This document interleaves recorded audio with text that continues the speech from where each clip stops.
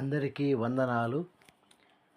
మాగంటి పాఠశాల YouTube channel చూడడానికి ప్రయత్నిస్తున్న వారందరికీ, చూస్తున్న వారందరికీ స్వాగతం, సుస్వాగతం.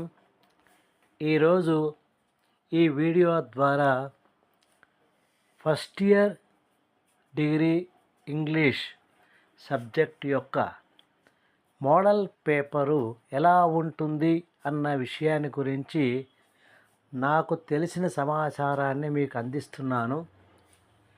కాబట్టి ఫస్ట్ ఇయర్ డిగ్రీ ఇంగ్లీష్ చదువుతున్న విద్యార్థులు 2025-26 విద్యా సంవత్సరానికి సంబంధించిన విద్యార్థులకు ఈ మాదిరి ప్రశ్న ఉపయోగపడుతుంది. దీనిని ఉపయోగించుకోవాల్సిందిగా తెలియజేస్తూ అసలు టాపిక్లోకి వెళ్దాం. అంతకంటే ముందు నా ఛానల్ని చాలామంది చూస్తున్నారు, కానీ లైక్ చేయడం లేదు, షేర్ చేయడం లేదు, సబ్స్క్రైబ్ చేసుకోవడం లేదు. కాబట్టి వెంటనే సబ్స్క్రైబ్ చేసుకోవాల్సిందిగా, లైక్ చేయాల్సిందిగా, షేర్ చేయాల్సిందిగా కోరుతున్నాను. ఇక అసలైన మ్యాటర్లోకి వెళితే, first year degree English subject యొక్క క్వశ్చన్ పేపరు కేవలం 70 మార్కులకు మాత్రమే ఉంటుంది. ఇక మిగిలిన 30 మార్కులు అనేటువంటిది ఆ కళాశాలలో విద్యార్థుల యొక్క అనేక రకాల అంశాలను ఆధారంగా చేసుకుని, అంటే వాళ్ళ యొక్క అటెండెన్సు, వాళ్ళ యొక్క ఒబిడియన్సు, వాళ్ళ యొక్క స్కిల్సు, వాళ్ళ యొక్క నాలెడ్జు, వాళ్ళ అసైన్మెంట్సు, అనేక అంశాలను ఆధారంగా తీసుకుని 30 మార్కుల్లో వాళ్ళకు మార్కులు అనేది కేటాయించడం జరుగుతుంది.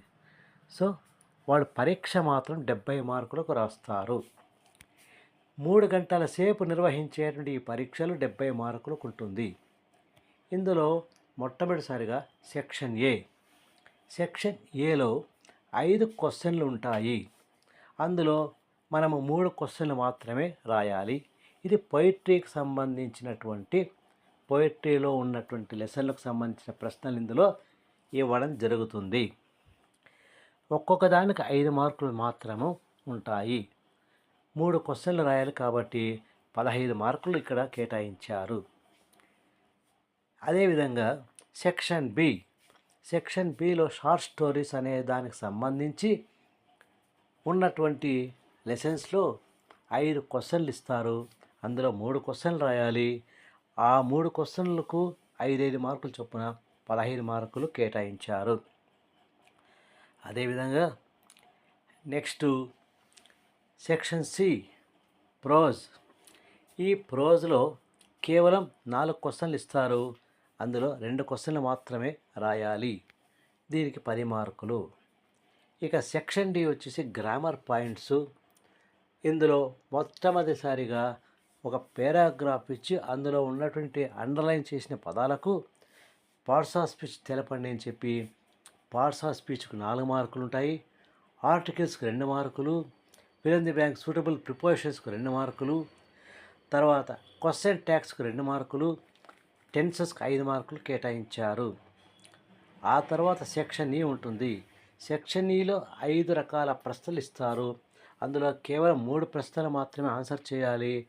అవి ఏవంటే, ఆ 5 ప్రశ్నలు ఒకటి ఫోనెటిక్ ట్రాన్స్క్రిప్షన్, రెండవది orthographic transcription, 3 stress words, 4 rising tone, 5 suitable homophones. ఈ 5 ఏవైనా 3 ప్రశ్నలు సెలెక్ట్ చేసుకొని వాటి కింద ఇవ్వబడేటువంటి ప్రశ్నలకు సమాధానం రాయాలి. అలా రాయడం అనేటువంటిది దాని ద్వారా 15 మార్కులు, టోటల్గా 70 మార్కులు ఇవ్వడం జరిగింది. ప్రతి ఒక్క వ్యక్తి కూడా కాన్సన్ట్రేషన్తో, శ్రద్ధతో రాసే తప్పనిసరిగా మంచి మార్కులు రావడానికి అవకాశం ఉంది. కాబట్టి every student will get through the examination without any interruption. కాబట్టి please concentrate on your studies and get good marks in the examination. Thank you.